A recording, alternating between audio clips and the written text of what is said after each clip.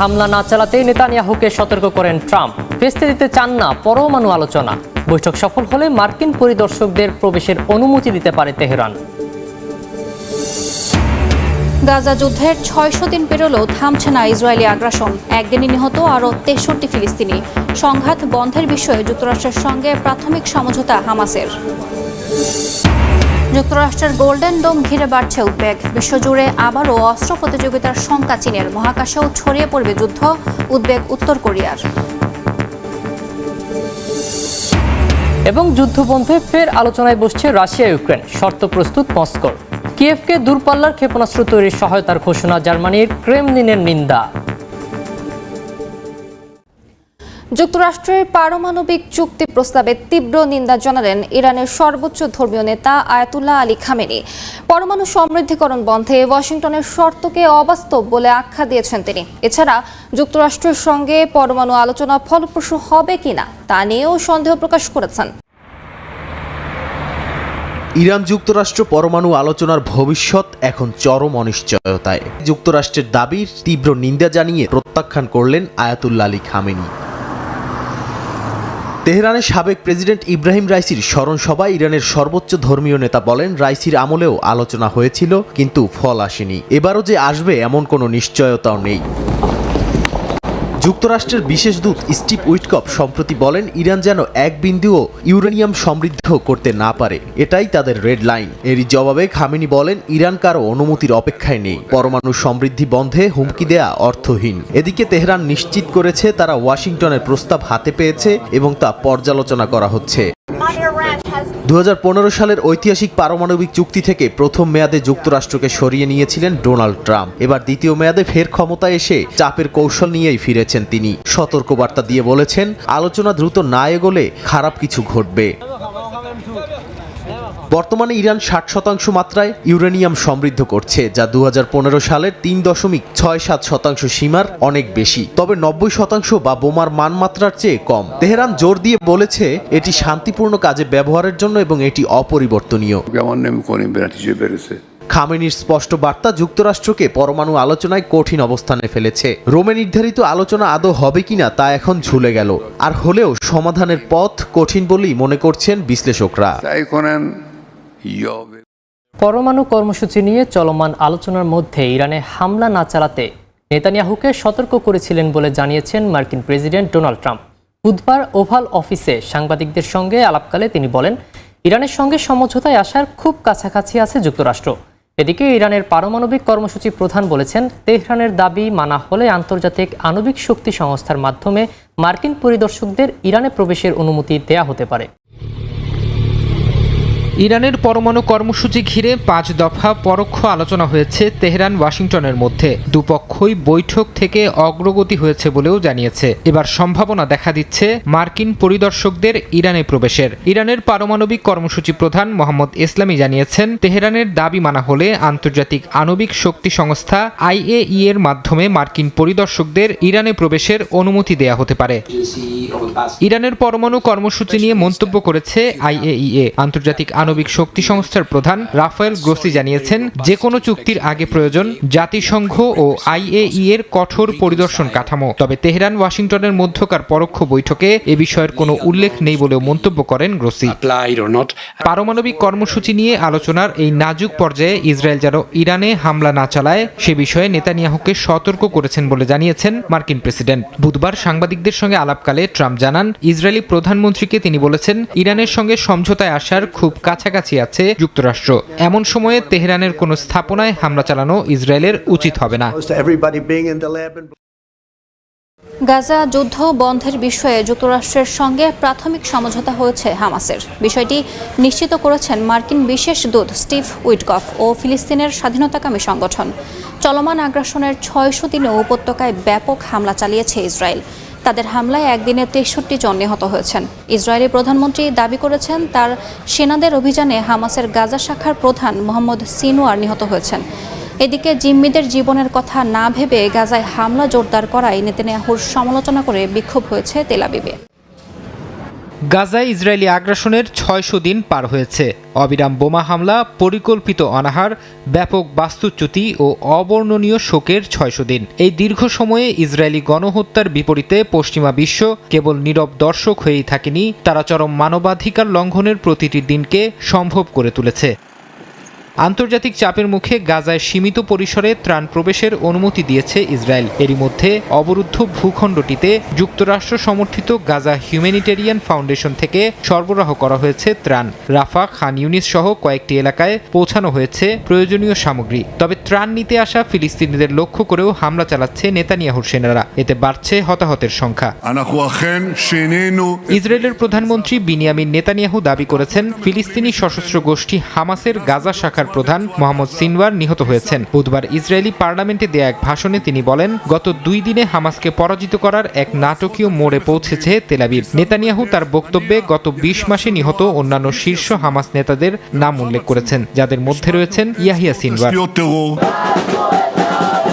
হামাসের হাতে থাকা জিম্মিদের মুক্তির দাবিতে বিক্ষোভ হয়েছে ইসরায়েলে। বুধবার তেল আবিবের রাস্তায় নামেন হাজারো মানুষ। এ সময় তারা অভিযোগ করে বলেন, জিম্মিদের মুক্তির কথা চিন্তা না করে নেতানিয়াহু গাজায় হামলা জোরদার করেছেন। এদিন বিক্ষোভকারীরা বর্তমান ক্ষমতাসীন লিকুদ পার্টির সদর দফতরে প্রবেশের চেষ্টা করলে পুলিশ তাদের বাধা দেয়। এ সময় আটক করা হয় বেশ কয়েকজনকে। গাজায় চলমান যুদ্ধ বন্ধেও আলোচনা এগিয়ে যাচ্ছে। মার্কিন প্রেসিডেন্টের বিশেষ দূত জানিয়েছেন, সংঘাত বন্ধের একটি চুক্তির খুব কাছাকাছি পৌঁছে গেছেন তারা। বিষয়টি নিশ্চিত করে হামাস জানিয়েছে, যুদ্ধবিরতির বিষয়ে যুক্তরাষ্ট্রের সঙ্গে সমঝোতা হয়েছে।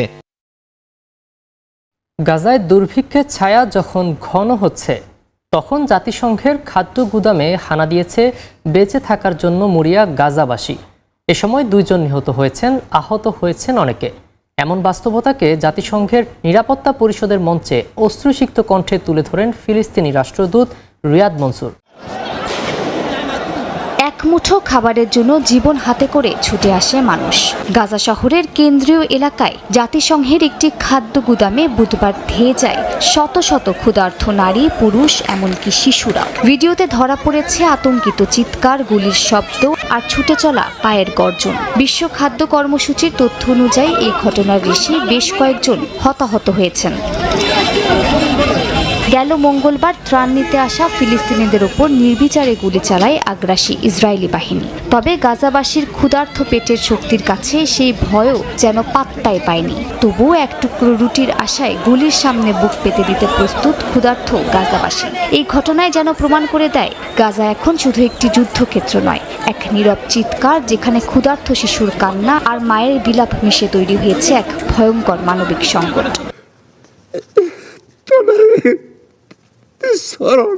জাতিসংঘের নিরাপত্তা পরিষদের মঞ্চে এই বাস্তবতা তুলে ধরতে আবেগ সামলাতে পারেননি ফিলিস্তিনি রাষ্ট্রদূত রিয়াদ মনসুর। কণ্ঠরোধ হয়ে আসে। কাঁদতে কাঁদতে বলেন, আগুন আর ক্ষুধা গ্রাস করে নিচ্ছে ফিলিস্তিনি শিশুদের। এ সময় তিনি ইসরায়েলি বর্বর হামলায় চিকিৎসক নাজ্জারের নিহত সন্তানদের কথা স্মরণ করে ক্ষোভ প্রকাশ করেন। বিশ্বজুড়ে নিন্দা, নিরাপত্তা পরিষদের চোখ ভেজা বক্তৃতা, তবুও অটল ইসরায়েল। রাষ্ট্রদূত ড্যানি ড্যানন সাফ জানিয়ে দিয়েছেন, যুদ্ধ তখনই শেষ হবে যখন তাদের 58 নাগরিক ফিরে আসবে। খাদ্য গুদামে ত্রাণ নেয়ার সময় ফিলিস্তিনিদের উপর গুলি চালানোর বিষয়ে অস্বীকার করেছে তেল আবিব। যুদ্ধ বন্ধে ফের আলোচনায় বসতে যাচ্ছে রাশিয়া ইউক্রেন। এক বিবৃতিতে শান্তি আলোচনার সম্ভাব্য তারিখ জানিয়েছেন রুশ পররাষ্ট্রমন্ত্রী। তিনি বলেন, শান্তি প্রতিষ্ঠায় রাশিয়ার তরফ থেকে যেসব শর্ত আছে তা এরই মধ্যে প্রস্তুত করা হয়েছে। এদিকে ইউক্রেনকে দূরপাল্লার ক্ষেপণাস্ত্র বানাতে সহায়তার ঘোষণা দিয়েছে জার্মানি। বার্লিনের এমন সিদ্ধান্তে ক্ষুব্ধ প্রতিক্রিয়া জানিয়েছে মস্কো। অন্যদিকে ইউক্রেনে হামলা জোরদার করলেও রাশিয়ার উপর নতুন করে নিষেধাজ্ঞার বিষয়টি উড়িয়ে দিয়েছেন ডোনাল্ড ট্রাম্প।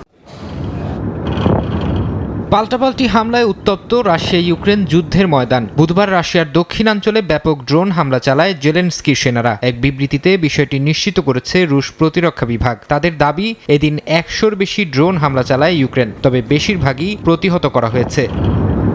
জবাবে ইউক্রেনের বিভিন্ন অঞ্চলে 1/2 শতাধিক ড্রোন হামলার দাবি করেছে রাশিয়া। এসব হামলায় কয়েকজন হতাহতের খবর পাওয়া গেছে। রুশ হামলায় ইউক্রেনের একটি শহর বিদ্যুৎ বিচ্ছিন্ন হয়ে পড়ে। এমন পরিস্থিতিতে ইউক্রেনকে দূরপাল্লার ক্ষেপণাস্ত্র বানাতে সহায়তা করার ঘোষণা দিয়েছে জার্মানি। বুধবার বার্লিনে ইউক্রেনের প্রেসিডেন্ট ভলোদিমির জেলেনস্কির সঙ্গে বৈঠকের পর এক সংবাদ সম্মেলনে জার্মান চ্যান্সেলর বিষয়টি জানান। তিনি বলেন, যতদিন প্রয়োজন ইউক্রেনের সামরিক খাতে সহায়তা চালিয়ে যাবে জার্মানি। তবে দেশটির এমন সিদ্ধান্তের তীব্র নিন্দা জানিয়েছে রাশিয়া। এক বিবৃতিতে ক্রেমলিন বলেছে, জার্মান সরকারের এমন সিদ্ধান্ত চলমান শান্তি আলোচনায় বাধা সৃষ্টি করবে। শান্তি আলোচনার মধ্যে ইউক্রেনে হামলা জোরদার করায় এরই মধ্যে পুতিনের কড়া সমালোচনা করেছেন মার্কিন প্রেসিডেন্ট। তবে রাশিয়ার ওপর নতুন করে নিষেধাজ্ঞা দেবেন না বলে নিশ্চিত করেছেন তিনি। বুধবার ওভাল অফিসে সাংবাদিকদের ট্রাম্প বলেন, যুদ্ধ বন্ধের চুক্তির কাছাকাছি পৌঁছে গেছে দুপক্ষই। এমন অবস্থায় মস্কোর ওপর নতুন নিষেধাজ্ঞা দিয়ে সবকিছু ভেস্তে দিতে চান না তিনি।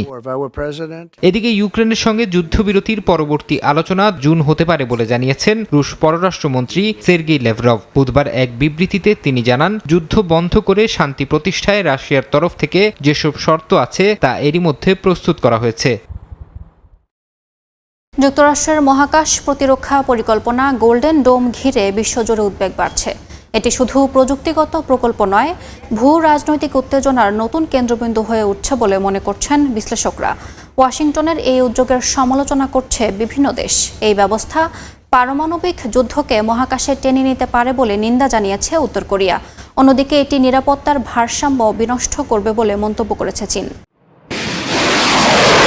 গোল্ডেন ডোম যুক্তরাষ্ট্রের নতুন মহাকাশ প্রতিরক্ষা ব্যবস্থা, যার লক্ষ্য হাইপারসোনিক ও পরবর্তী প্রজন্মের ক্ষেপণাস্ত্র হামলা প্রতিরোধ করা। এ বছরই এটি পুরোপুরি কার্যকর হবে বলে ঘোষণা দিয়েছেন মার্কিন প্রেসিডেন্ট ডোনাল্ড ট্রাম্প। প্রথম ধাপে এর জন্য বরাদ্দ রাখা হয়েছে $2,500 কোটি, যা ভবিষ্যতে 20 গুণ বাড়তে পারে বলে ধারণা করা হচ্ছে। এই প্রকল্পকে উস্কানিমূলক এবং অহংকারের চূড়ান্ত বহিঃপ্রকাশ হিসেবে আখ্যা দিয়েছে উত্তর কোরিয়া। পিয়ংইয়ং বলছে, মহাকাশকে সম্ভাব্য পারমাণবিক যুদ্ধক্ষেত্রে পরিণত করছে ওয়াশিংটন। বিশ্লেষকরা বলছেন, যুক্তরাষ্ট্রের এই প্রতিরক্ষা ব্যবস্থা সফল হলে উত্তর কোরিয়ার অস্ত্র ভান্ডার অনেকটাই অকার্যকর হয়ে পড়বে। তখন পিয়ংইয়ং বিকল্প হামলা কৌশলের দিকে ঝুঁকবে। 2022 সালে পারমাণবিক শক্তিধর রাষ্ট্র হিসেবে নিজেকে ঘোষণা দেয় উত্তর কোরিয়া। তখন থেকেই নিয়মিত ক্ষেপণাস্ত্র পরীক্ষা চালিয়ে যাচ্ছে দেশটি। ওয়াশিংটনের এই পরিকল্পনা বিশ্বব্যাপী নতুন পারমাণবিক ও মহাকাশে অস্ত্র প্রতিযোগিতা শুরু করবে বলে সমালোচনা করছে বিভিন্ন দেশ। চীনের পররাষ্ট্র মন্ত্রণালয় বলছে, যুক্তরাষ্ট্র কেবল নিজের নিরাপত্তা নিশ্চিত করতে গিয়ে অন্য দেশের নিরাপত্তাকে হুমকির মুখে ফেলছে। গোল্ডেন ডোমের আক্রমণাত্মক বৈশিষ্ট্য নিয়ে গভীর উদ্বেগ জানিয়েছে বেইজিং। গোল্ডেন ডোম এখন শুধু প্রযুক্তিগত প্রকল্প নয়, এটি ভূ রাজনৈতিক উত্তেজনার নতুন কেন্দ্রবিন্দু হয়ে উঠেছে বলে মনে করছেন বিশ্লেষকরা। কানাডা নিজেদের সার্বভৌমত্ব রক্ষা নিরাপত্তা ব্যয় বহন করতে সক্ষম বলে জানিয়েছেন দেশটির প্রতিরক্ষা মন্ত্রী ডেভিড ম্যাকগিন্টি। যুক্তরাষ্ট্রের 51তম অঙ্গরাজ্য হলে কানাডা বিনামূল্যে গোল্ডেন ডোম ক্ষেপণাস্ত্র প্রতিরক্ষা ব্যবস্থার অংশ হতে পারবে। ট্রাম্পের এমন মন্তব্যের জবাবে এই মন্তব্য করেন তিনি। এ সময় বিদেশি চাপে নয়, বরং নিজস্ব সিদ্ধান্তেই অটোয়ার প্রতিরক্ষা নীতি চলবে বলেও সতর্ক করেন ম্যাকগিন্টি। এবার যুক্তরাষ্ট্রের ক্ষেপণাস্ত্র প্রতিরক্ষা ব্যবস্থা গোল্ডেন ডোম নিয়ে ওয়াশিংটন অটোয়া নতুন করে উত্তেজনা দেখা দিয়েছে। কানাডা যুক্তরাষ্ট্রের 51তম অঙ্গরাজ্য হিসেবে যোগ দিলে এই ক্ষেপণাস্ত্র প্রতিরক্ষা সিস্টেম বিনামূল্যে দেয়া হবে। গেল বুধবার ট্রুথ সোশ্যালে পোস্ট করা এক বার্তায় অটোয়াকে এই প্রস্তাব দেন ডোনাল্ড ট্রাম্প। মার্কিন প্রেসিডেন্ট আরও উল্লেখ করেন, কানাডা যদি আকর্ষণীয় এই প্রস্তাব ফিরিয়েও দেয়, তবুও দেশটি এই প্রতিরক্ষা সিস্টেমের অংশ হতে পারবে। তবে এর জন্য দেশটিকে ব্যয় করতে হবে $6,100 কোটি। ট্রাম্পের এমন মন্তব্যের নিন্দা জানিয়েছেন কানাডার প্রতিরক্ষা মন্ত্রী ডেভিড ম্যাকগিন্টি। কানাডা নিজের সার্বভৌমত্ব রক্ষা নিরাপত্তা ব্যয় বহন করতে সক্ষম বলে উল্লেখ করেন তিনি। বলেন, বিদেশি চাপ নয়, নিজেদের সিদ্ধান্তেই চলবে দেশটির প্রতিরক্ষা নীতি। এ সময় সাংবাদিকদের এক প্রশ্নে ম্যাকগিন্টি জানান, $61 বিলিয়ন হিসেব নিয়ে কোনো মন্তব্য করতে রাজি নন তিনি। দেশটির আসন্ন বাজেটে বিস্তারিত পরিকল্পনা থাকবে বলে ইঙ্গিত দেন ম্যাকগিন্টি। গত সপ্তাহে গোল্ডেন ডোম নামে নতুন ক্ষেপণাস্ত্র প্রতিরক্ষা ব্যবস্থার পরিকল্পনা ঘোষণা করেন ট্রাম্প। 2029 সালে তার প্রেসিডেন্টের মেয়াদ শেষ হওয়ার আগেই এটি চালু হবে বলে জানান। এটি তৈরি করতে প্রাথমিকভাবে প্রায় $17,500 কোটি খরচ হতে পারে। এই ব্যবস্থা সর্বাধুনিক এবং যুক্তরাষ্ট্রের ভূখণ্ডের বাইরেও বিশাল অঞ্চল জুড়ে নিরাপত্তা পরিষেবা দিতে সক্ষম। প্রতিবেশী দেশগুলো চাইলে অর্থের বিনিময়ে এই প্রতিরক্ষা সিস্টেমের পরিষেবা নিতে পারবে বলে উল্লেখ করেন ট্রাম্প।